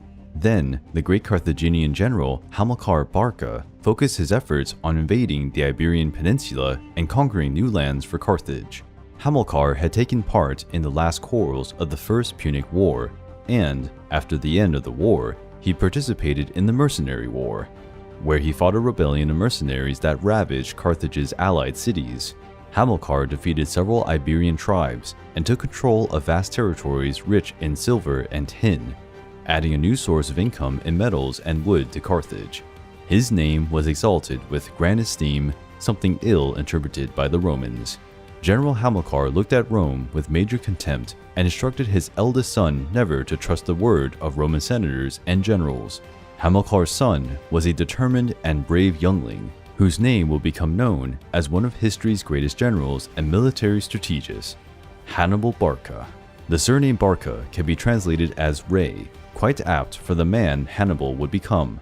In some versions, it's said that at the age of 9, Hannibal participated in a ritual alongside his father. During the ritual, Hannibal dipped one of his hands in a basin with the blood of a sacrificial animal, and as he raised his fist, young Hannibal took an oath in which he said, "I swear so soon as age will permit, I will use fire and steel to arrest the destiny of Rome." During his childhood, Hannibal studied writing and philosophy with Greek teachers and learned about the great military feats of Alexander the Great, while also learning military strategy from a Spartan teacher. The stories of Alexander's conquest were an inspiration for Hannibal to study battle tactics, quite unusual and risky, but which would be difficult for enemies to predict. The privileged education he had in his youth made Hannibal a man educated in different subjects, something that would be very useful in his military career. But an unexpected event changed Hannibal's life forever. Hannibal's father, Hamilcar, died abruptly in 228 BC during a battle against Iberian rebels. Some years after his death, Hannibal was chosen to take the major role of army commander. At 26, Hannibal was a cunning commander revered by his soldiers. Many admired Hannibal's resemblance to his late father. Some veteran soldiers even exalted Hannibal by saying, "He's Hamilcar in his youth, the same energy in his face, the same fire in his eyes." Hannibal extended his father's military campaigns against the Iberian tribes and defeated several enemy armies, conquering new cities and spoils for Carthage. Hannibal's reputation was already spreading among his people and reached the Roman Senate, which started to closely follow the young general's footsteps. To secure a monitoring point on the Iberian Peninsula, the Romans established a diplomatic alliance with the city of Sagunto, located where the province of Valencia in Spain is today. This strategic maneuver from the Romans was taken as a major insult by the Carthaginians, since Rome was claiming territories beyond the borders established in the old peace agreement. This offense against Carthage enraged General Hannibal, and he attacked the city of Sagunto. After an 8-month siege, the city was taken. The flames of war between Rome and Carthage were ignited again. Rome sent a political delegation to Carthage and demanded the return of Sagunto, along with a large sum of silver for the offense. But the Carthaginians had had enough of adding to the Roman resources. The Roman emissaries received an unexpected and bitter response. The Carthaginians chose war. After taking advantage of Hannibal's great popularity, the Carthaginian government urged the people and soldiers to start a new war against Rome.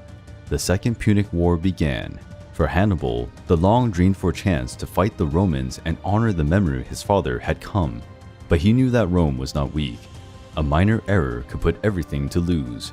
Hannibal knew that the shortest way to Rome would be by crossing the Mediterranean Sea, landing with his troops in Italy.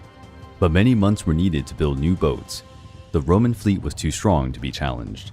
To make matters worse, the Romans were already organizing their legions to move against Carthage. This invasion would be made by land through Spain and by sea from the island of Sicily.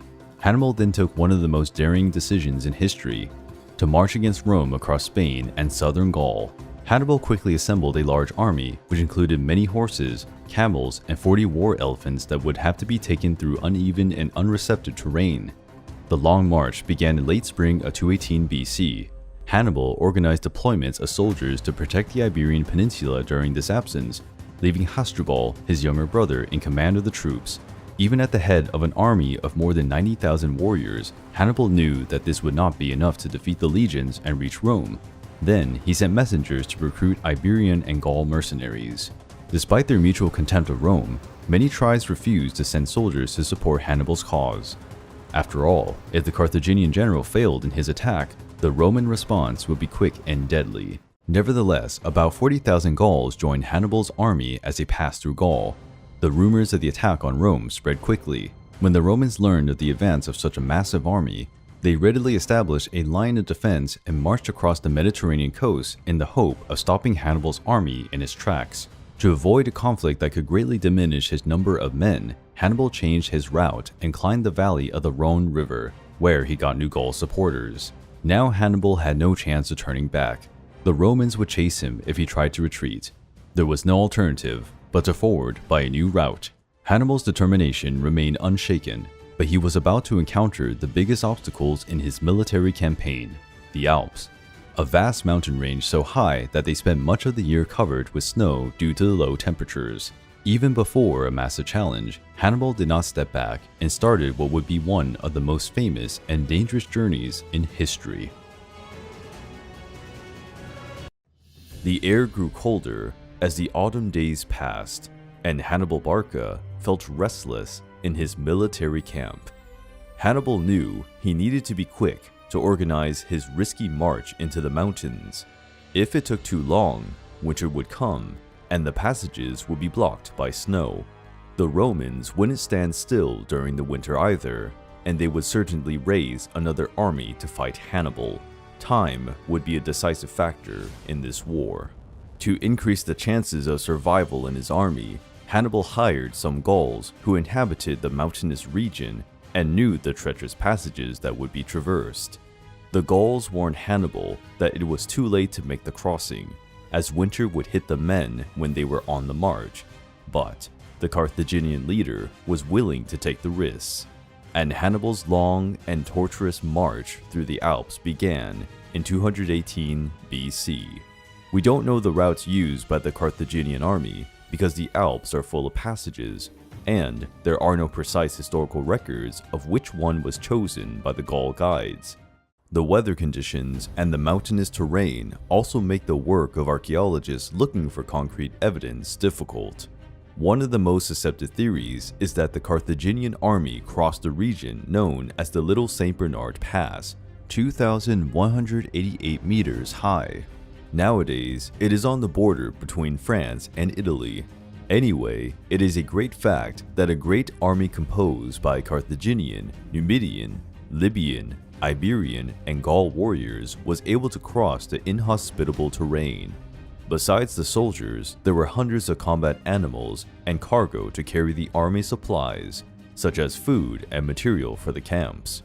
But there was another danger in the mountains. Although the alpine terrain was not conducive to the proliferation of life, Some hostile Gaul tribes inhabited the lower, flatter regions of the mountains.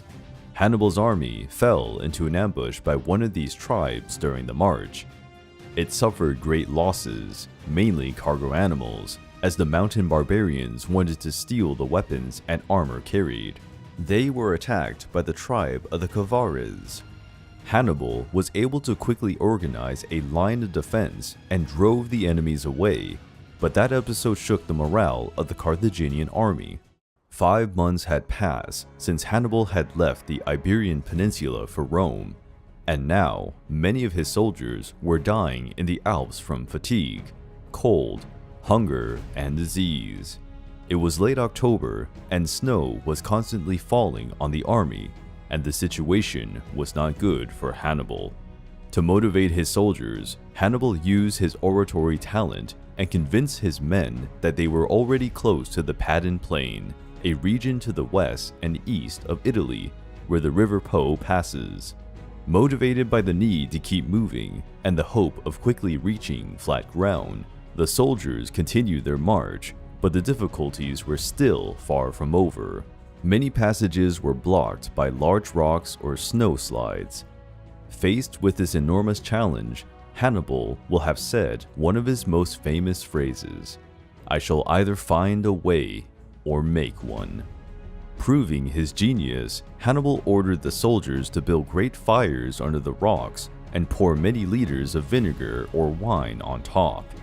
This would weaken the rocks, allowing the soldiers to break them more easily using common tools. Still on the long march, Hannibal and his army cross an extremely difficult point in the southern Alps, where much of the road is made up of steep cliffs and narrow trails. Many men and animals lost their balance and fell to their deaths amidst sharp rocks and freezing snow. After 16 endless days for the Carthaginian army, they finally reached the north of the Italian peninsula. But Hannibal and his soldiers had paid a high price for their passage through the Alps, losing almost half of their troops due to harsh weather conditions. An estimated 33,000 people died, including soldiers, horses, elephants, and pack mules. Hannibal organized a camp on the Padane Plain, where he allowed his soldiers to have a well-deserved rest. But he knew that the Romans quickly learned of his location and sent emissaries to seek new allies among the Gaul tribes of the region. Because they were closer to Rome, the Gaul tribes of the Padane Plain were forced to live under Roman rule, paying taxes and obeying the demands of their more powerful neighbors. This caused great discontent among the Gauls, and many began to join Hannibal's army. When the Romans were informed of the position of the Carthaginian army at the gates of Rome, they panicked because of the surprise. The Romans had lost track of Hannibal since he had changed his route towards the Rhone River. They believed he was still in Gaul or had returned to the Iberian Peninsula. Crossing the Alps during the winter was unimaginable. It was considered madness by most military commanders, but not for Hannibal Barca, who had now reached Italian soil. The Roman Senate quickly summoned the legions on the Iberian Peninsula and the island of Sicily, two routes where a Carthaginian attack was expected. The Roman legion situated in the Iberian Peninsula under the command of General Cornelius Scipio was the first to arrive in Italy, using many ships to transport the legionaries as quickly as possible. The first conflict between the Carthaginians and the Romans took place in the Battle of Ticinus, a battle fought essentially between the cavalry of the two armies, which ended with a great Carthaginian victory. During the battle, Cornelius Scipio was seriously wounded and survived thanks to his son, who rescued him on the battlefield. Cornelius Scipio's son had the same name as his father, but would quickly become known as Scipio Africanus. Hannibal's victory won even more Gaul supporters for his army, which now had the numbers needed for the siege against Rome. In December 218 BC, the Battle of the Trebia took place between Hannibal's army and the Roman legions from Sicily. The battle took place near the river Trebia, where the Italian province of Emilia is now located. Like all great generals, Hannibal knew how to use the terrain to his advantage and planned an ambush against the Roman army. Hannibal had many Numidian knights, a people from North Africa who specialized in quick attacks with light cavalry. Hannibal ordered the Numidian cavalry to attack the Roman camp even before dawn. Once the legions responded to the attack, the Numidians were to retreat and lure the enemy near the river Trebia, where there would be Carthaginian troops hiding amongst the trees and bushes. Surprised and out of time to make the first meal of the day, the sleepy Romans reacted to the Numidian attack and took the bait from Hannibal. They were ambushed in a muddy terrain with little room for Roman formations. Some Roman troops tried to cross the river to reach Hannibal's camp, but the water made it difficult to move, and they became easy targets for the Carthaginian slingers and spearmen. The Roman army retreated to Hannibal's superior strategy, and the survivors fled in disarray, spreading the word that they were facing an unusual and extremely dangerous enemy. News of the Carthaginian victory did not take long to reach Rome, where fear spread rapidly among the population. But the Battle of the Trebia also had a price on Hannibal. After the battle, the Carthaginian army marched in a kind of pestilent swamp, which made many soldiers sick. Even Hannibal fell victim to a terrible infection in his right eye. Reports say that Hannibal was suffering from fever and pain, and that his eye was almost blind. Hannibal removed the damaged tissue and burnt it at the stake, a gesture that was seen with great admiration by his followers. There were several conflicts between the Carthaginian and Roman forces.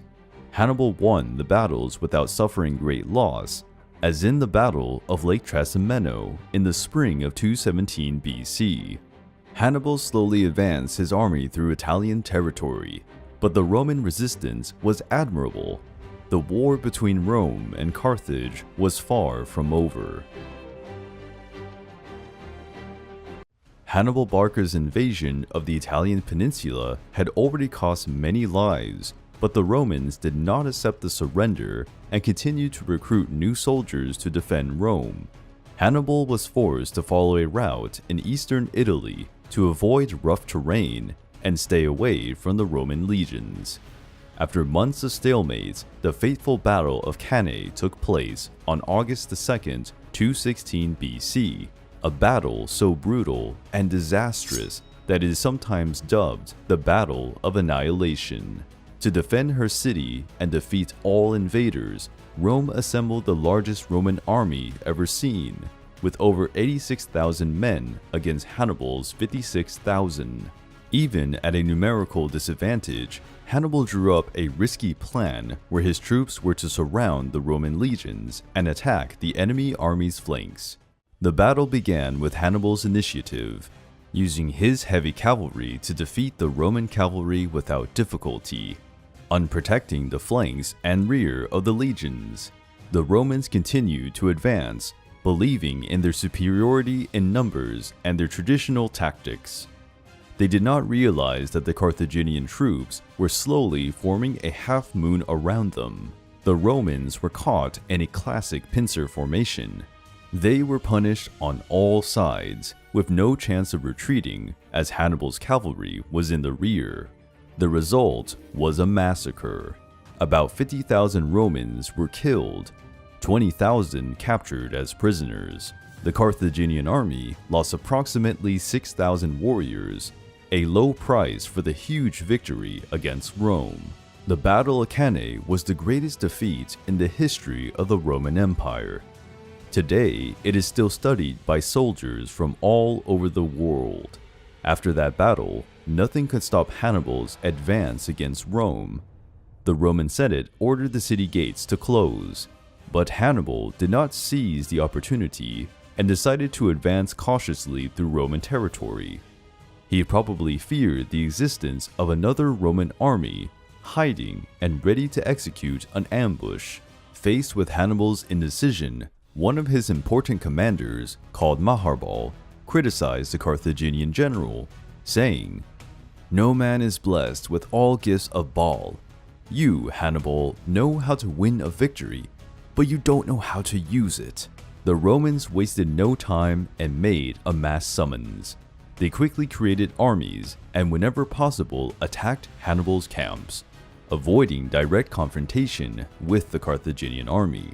To make matters worse, Hannibal began to lose the support of the Carthaginian government, for many years had passed since Hannibal left for war. Hannibal constantly sent emissaries to Carthage asking for new reinforcements and supplies. But the fight against Rome was exhausting the city's coffers, and the response was not always positive. New battles were fought, and Hannibal conquered smaller cities like Capua and Taranto. But with each passing day, his military campaign was becoming unsustainable in the face of the incredible Roman ability to reorganize itself after each defeat. After almost 15 years of fighting Rome, Hannibal was called back to Carthage and withdrew from Italy in 203 BC. There are different reasons why the Carthaginian government demanded Hannibal's return. One is that the Carthaginian Senate feared that if Hannibal conquered Rome, he would advance against Carthage and begin a new empire. But the most likely reason was that Carthage needed Hannibal and his combat experience to be defended, as the Roman general Scipio Africanus had landed in Africa and was attacking and plundering the cities near Carthage. Hannibal already knew the fame of Scipio Africanus. According to some sources, he had also been in the terrible Battle of Cannae, one of the few survivors of that conflict. Scipio Africanus had gained experience over time and represented a great danger, as he liked to use unexpected tactics on the battlefield and no enemy could not manipulate him. Although Hannibal and Scipio admired each other, the confrontation between the two great generals was inevitable. In 202 BC, the famous Battle of Zama was fought. One day before the battle, Hannibal and Scipio organized a formal meeting where they discussed possible terms of peace, but could not reach an agreement that would please both parties. The battle began with an attack by Hannibal using his war elephants. The elephants roared across the plain between the two armies, a sight that would frighten any living being. But Scipio was prepared and ordered his army to blow hundreds of trumpets of war. The deafening noise caused the elephants to panic and stop. Some even turned around and advanced against the lines of the Carthaginian army. Few elephants reached the Roman army, but they were eliminated when they were hit by dozens of spears thrown by the legionaries. The attack of the Carthaginian elephants was a failure, and to Hannibal's surprise, his cavalry was being dominated by the cavalry mercenaries hired by the Romans. What was now left was the brutal hand-to-hand combat by soldiers on foot. Even Hannibal's veteran soldiers couldn't override the disciplined formations of Scipio's legions. While the infantry fought, the Roman cavalry attacked the Carthaginian flanks and rear, spreading panic among the Carthaginians, who quickly dispersed. The battle was over, and the great Hannibal Barca had been defeated. Hannibal returned to Carthage, where he declared that Carthage was defenseless and that they should accept any conditions imposed by the Romans to try to preserve their autonomy and protect their citizens. Scipio made numerous demands on the Carthaginians. Among them, Carthage could not wage war against any people without Rome's prior permission, nor could they train new war elephants or build a new naval fleet. Although these terms weakened Carthage enormously, they were accepted without much resistance by the Carthaginian Senate. After more than 20 years, the Second Punic War officially ended. Hannibal was about 46 years old when the war ended. In the following years, he had a political career where he was chief magistrate. 7 years passed, and rumors began to emerge that Hannibal was coming into contact with Antiochus III the Great, king of the Seleucid Empire, who dominated almost the entire Middle East and was an enemy of Rome. The Romans demanded that Carthage deliver Hannibal for his actions. But Hannibal went into exile, living in many cities such as Tyre, Antioch, Ephesus, and Crete. Always on the move, Hannibal still could not avoid the Romans, who bribed or threatened any kingdom that dared to welcome his hated enemy. Hannibal spent his last years of life in a city called Labissa, situated in the ancient region of northwest Asia Minor, where Turkey is today. Hannibal passed away between 183 and 181 BC, at about age 63 of age. It is believed that he committed suicide by poisoning, as the Romans would have found him again, and he was already tired of running away. Before he died, Hannibal would have left a letter where it said, "Let us relieve the Romans from the anxiety they have so long experienced, since they think it tries their patience too much to wait for an old man's death." The impact that Hannibal had on Roman culture would continue to be felt for many centuries. This figure caused so much terror that it gave rise to the phrase, "Hannibal is at the gates." This phrase is still used to express the anticipation of a calamity. The Romans felt a reluctant admiration for Hannibal, even building some statues of the Carthaginian general. The Second Punic War also showed the Romans that they would have to improve their war tactics. Using innovative military strategies could accelerate the process of conquering new territories. The story of Hannibal Barca has been retold in several books, films, and documentaries, and his life is full of glorious moments which are still remembered with admiration. Hannibal's personality and willpower are an inspiration to many, who consider him an example of leadership and rebellion against an oppressive force. It is safe to say that if Hannibal had conquered Rome, he would have changed the course of history forever.